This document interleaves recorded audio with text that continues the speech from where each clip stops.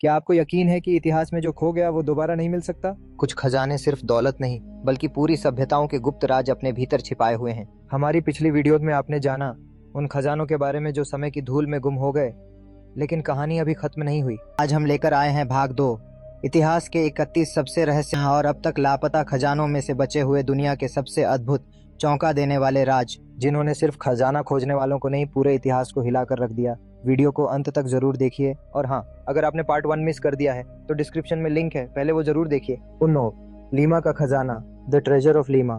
16वीं से 19वीं शताब्दी के बीच पेरू का वायसरायत्व और कैथोलिक चर्च ने लीमा शहर में एक विशाल खजाना जमा किया। 1820 में स्वतंत्रता संग्राम के बीच पेरू का शहर बहुत अशांत था और वायसराय ने यह निर्णय लिया कि इस संपत्ति को मैक्सिको भेजा जाए ताकि उसे अच्छी सुरक्षा में रखा जा सके। हालांकि मेरिडियर नामक जहाज जो इस कीमती माल को ले जा रहा था, उसके कप्तान और चालक दल ने नाविकों से समुद्री डाकू बनने का रास्ता चुन लिया और उन्होंने सुरक्षा कर्मियों और साथ चल रहे पादरियों की हत्या कर दी और उनके शवों को समुद्र में फेंक दिया। उन्होंने इस खजाने को कोस्टा रिका के एल कोको द्वीप पर छिपा दिया, यह सोचकर कि हालात शांत होने पर वे उसे वापस लेने आएंगे, लेकिन वे कभी लौट ही नहीं सके। खजाने के खोजकर्ताओं ने दशकों तक उस कोस्टा रिकन द्वीप पर कड़ी मेहनत की, जब तक कि सरकार ने उस द्वीप पर खोज पर रोक नहीं लगा दी। Twin sisters. ट्विन सिस्टर्स वह नाम था जो 2 तोपों को दिया गया था, जिन्हें टेक्सास की सेना द्वारा 1835 से 1836 की क्रांति के दौरान उपयोग किया गया था, जिसने मैक्सिको के केंद्रीय गणराज्य से टेक्सानो की वास्तविक स्वतंत्रता को समाप्त कर दिया।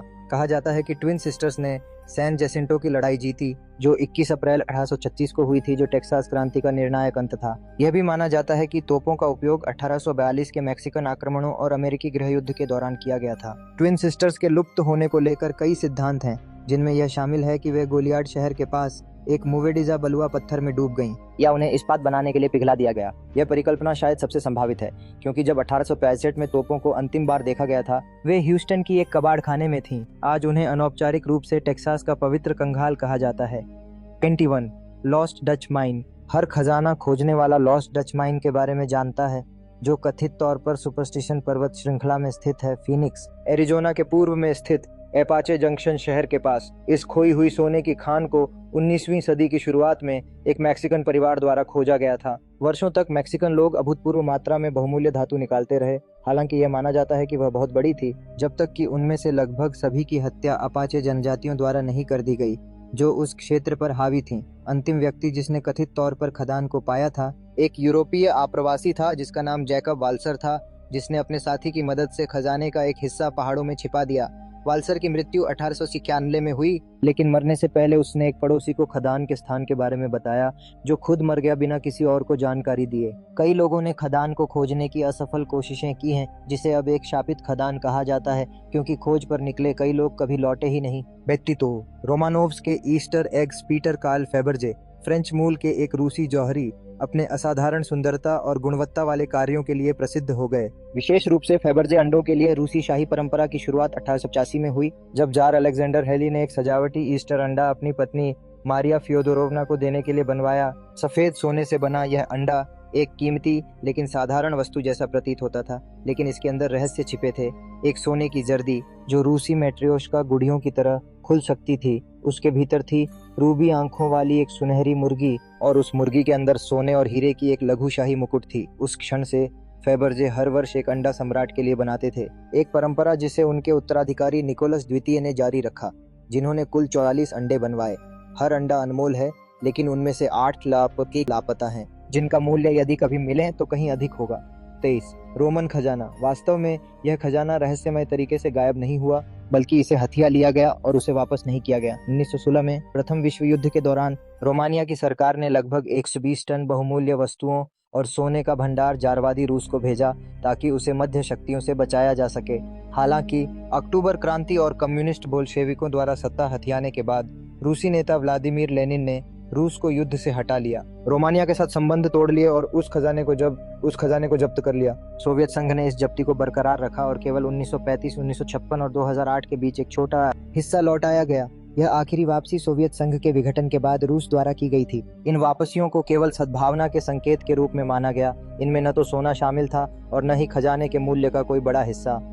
श्वर, बीजिंग का आदमी, द मैन ऑफ बीजिंग।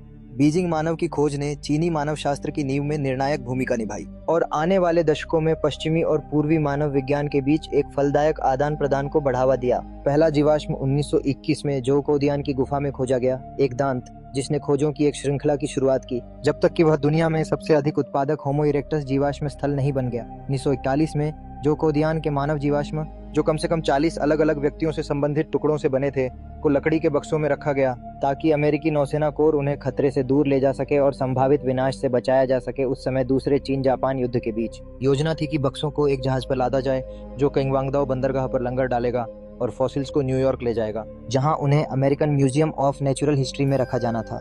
हालांकि जहाज एक जापानी हमले के बाद दुर्घटनाग्रस्त हो गया और बक्सों को बीजिंग और बंदरगाह के बीच कहीं लूट लिया गया। 20 पटियाला हार, द पटियाला नेकलेस। पटियाला हार एक गहना था जो कार्टियर द्वारा डिजाइन और बनाया गया, जो कि फ्रेंच लग्जरी ब्रांड के इतिहास में अब तक के सबसे बड़े ऑर्डर का हिस्सा था। 1925 में पटियाला के महाराजा ने कार्टियर से 8,000 करोड़ रुपए के गहनों का ऑर्डर दिया, जो 2023 में 2.7 बिलियन के बराबर था। हार 1928 में दिया गया था। यह 5 जंजीरों और एक हार से बना था, जिसमें कुल 2,930 हीरे थे, जिनमें एक केंद्रीय हीरा था जिसका प्रीकट वजन 4.28 कैरेट और अंतिम कट के बाद 2.6465 कैरेट था। इस गहने में और भी 7 हीरे थे जो 18 से 73 कैरेट के थे और कई बर्मी रूबी भी थे। पटियाला हार 1948 में शाही खजाने से गायब हो गया और केवल कुछ हीरे ही अब तक बरामद हुए हैं, इसलिए यह माना जाता है कि इसे अलग अलग करके बेचा गया। 26 इस्लाम की तलवार, द सोर्ड ऑफ इस्लाम। 1934 में इतालवी लीबिया के निर्माण के बाद तानाशाह बेनिटो मुसोलिनी ने इस्लाम के साथ मेलजोल की नीति अपनाई, मस्जिदों और मदरसों का निर्माण किया, हज यात्रियों की यात्रा को सुगम बनाया और त्रिपोली में एक इस्लामी संस्कृति का माध्यमिक विद्यालय खोला। स्थानीय मुस्लिम नेताओं ने, जो लीबिया में इटली के कब्जे का समर्थन कर रहे थे, फांसीवादी नेता को इस्लाम का रक्षक घोषित किया और अपने गठबंधन के प्रतीक रूप में उसे एक तलवार भेंट की। यह हथियार इस्लाम की तलवार के नाम से जाना गया। एक साल बाद त्रिपोली में एक मूर्तिकला का उद्घाटन किया गया जिस पर लिखा था, बेनिटो मुसोलिनी, लोगों का शांतिदूत, लीबिया की धरती का मुक्तिदाता, जागरूक जनता का प्रतिनिधि और प्रदर्शनियों का प्रतीक जिनमें इस्लाम की तलवार चमकती है। यह तानाशाह की निशानी में एक ऐसी निष्ठा को समर्पित करता है जो भाग्य को चुनौती देती है। इतालवी नेता ने इस तलवार को अपने ग्रीष्मकालीन आवास रोका डेल एल कमिनाते में एक धार्मिक अवशेष पात्र रेलिक्वेरी में रखा, लेकिन यह वस्तु जुलाई 1943 में गायब हो गई जब हवेली को लूट लिया गया और नष्ट कर दिया गया। 36 यामाशिता का सोना, द गोल्ड ऑफ यामाशिता। यह नाम उस कथित और विशाल लूट को दिया गया है जो जापानी जनरल तोमोयोकी यामाशिता द्वारा इकट्ठी की गई थी, जिन्हें मलेशिया का बाघ और जंगल का शेर कहा जाता था। अपने द्वितीय विश्व युद्ध के दौरान दक्षिण पूर्व एशिया में अभियानों के समय यह खजाना कथित तौर पर गुफाओं, भूमिगत परिसरों और सुरंगों में फिलीपींस के विभिन्न शहरों में छिपाया गया था। हालांकि कुछ स्रोत मानते हैं कि यह आज भी फिलीपींस में कहीं छिपा है, अन्य लोग इसकी मौजूदगी से ही इनकार करते हैं। फिर भी यह किंवदंती पिछले 70 वर्षों से खजाना खोजने वालों को आकर्षित करती रही है और 1988 में हवाई में एक मुकदमे की वजह भी बनी, जिसमें फिलीपीन नागरिक रोगेलियो रोजास ने फिलीपींस के तानाशाह फर्डिनेंड मार्कोस पर मुकदमा दायर किया। रोजास के अनुसार उन्होंने खजाने का एक हिस्सा खोजा था, लेकिन उन्हें मार्कोस के आदेश पर उससे वंचित कर दिया गया। 88 अगुआमारू का खजाना, the treasure of the Aguamaru. MV Aguamaru एक जापानी ट्रांसअटलांटिक जहाज था जिसे 1943 में मित्सुबिशी द्वारा यात्री जहाज के रूप में बनाया गया था, लेकिन बाद में इंपीरियल नेवी द्वारा युद्ध नौसेना में बचाव पोत के रूप में शामिल कर लिया गया। अगुआमारू रेड क्रॉस के संरक्षण में चल रहा था, जो कथित रूप से जापानी हिरासत में रखे अमेरिकी युद्धबंदियों और सहयोगियों के लिए जरूरी सामग्री ले जा रहा था। जब इसे अमेरिकी पनडुब्बी यूएसएस क्वीनफिश द्वारा डुबो दिया गया, एक उलझन भरे हालात के बीच 2004 यात्रियों में से केवल एक ही जीवित बचा और उस पर सवार खजाना भी डूब गया, जिसके बारे में कहा जाता है कि उसमें सोना, हीरे और प्लेटिनम थे, जिसका मूल्य $5 बिलियन डॉलर से अधिक था। कुछ अन्य स्रोतों का कहना है कि उस जहाज का माल रबर, टिन, सीसा और चीनी था। 29 लुफ्थांसा डकैती, द लुफ्थांसा रॉबरी। यह एक डकैती थी जो 11 दिसंबर 1978 को न्यूयॉर्क के केनेडी एयरपोर्ट पर जर्मन लुफ्थांसा एयरलाइन के कार्गो क्षेत्र में हुई थी।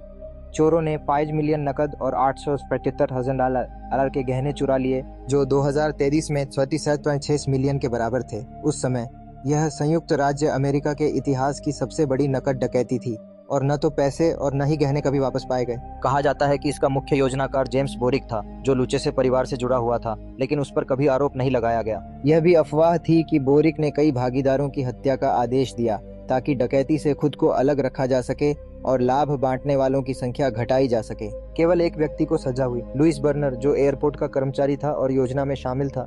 कैटीसिन एंटवर्प हीरा डकैती, द एंटवर्प डायमंड रॉबरी। इसे शताब्दी की सबसे बड़ी चोरी कहा गया है, इतिहास की सबसे शानदार डकैतियों में से एक, और अब तक की सबसे बड़ी हीरा चोरी। चोरों ने ढीले हीरे, सोना, चांदी और अन्य कीमती वस्तुएं चुरा लीं, जिनका अनुमानित मूल्य। यह घटना 15-16 फरवरी 2003 की रात बेल्जियम के एंटवर्प शहर में हुई, जहां चोरों ने एक लॉक को तोड़ा जिसमें 100 मिलियन संभावित संयोजन थे। Seismic sensor, infrared sensor, Doppler radar और चुंबकीय क्षेत्र सुरक्षा को पार किया। इसके अलावा यह भवन निजी सुरक्षा से लैस था और एंटवर्प डायमंड डिस्ट्रिक्ट में स्थित था, जो दुनिया के सबसे संरक्षित व्यापार क्षेत्रों में से एक है।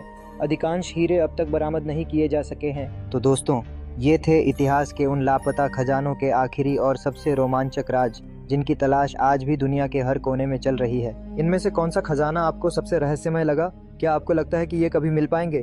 नीचे कमेंट करके हमें ज़रूर बताएं। अगर आपको ये वीडियो पसंद आया हो तो लाइक दबाएं, इसे अपने दोस्तों और परिवार के साथ शेयर करें और सब्सक्राइब करना बिल्कुल मत भूलिए, क्योंकि आगे भी हम ऐसे ही इतिहास के अनकहे राज, खजाने और सच्ची घटनाएं लेकर आते रहेंगे। मिलते हैं अगली वीडियो में एक और गुमनाम रहस्य के साथ।